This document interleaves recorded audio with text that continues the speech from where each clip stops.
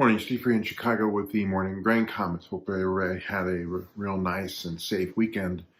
Starting off Monday with prices lower, led by the stock market, concern about some of the property stocks in Asia trading sharply lower, and concern about the Chinese economy have a rippling effect here in the U.S. U.S. stocks are also down on concern that passage of this large spending bill could eventually raise taxes on individuals and corporations.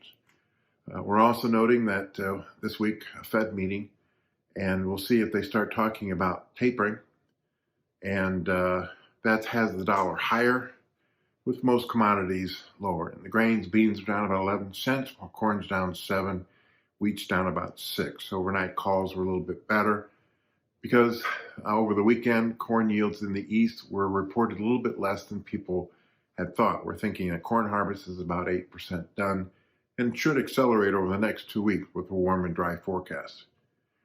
We also note that weather-wise, looks like it's starting to rain in parts of Russia, and that'll continue to improve conditions there for winter wheat planting. And down in Brazil, some of the monsoon rains will start later this week and help conditions there. Argentina is still dry. And as we mentioned, U.S. is dry, and one of the driest falls in a long time. And our weather guy is trying to make some correlations between cycles, PDO data, La Nina, that might have a dry spring start to 2022 for much of the U.S. Midwest. We shifted La Nina from being dry in the south versus being wet this year, and being normal rains in the north versus being dry this past year.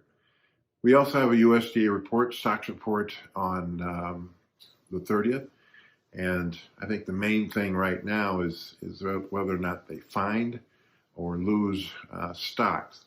USDA's final carryout in beans is 175, corn 1187, and most guesses for the wheat September 1 stocks is 1.8 billion bushels. So again, lower stock market, higher dollar, lower energy, lower commodity prices is weighing on the grains. As always, these are my thoughts and not those of ADM or ADM Investor Services. Have a safe and profitable trading day, and remember, always treat people like you yourself would like to be treated.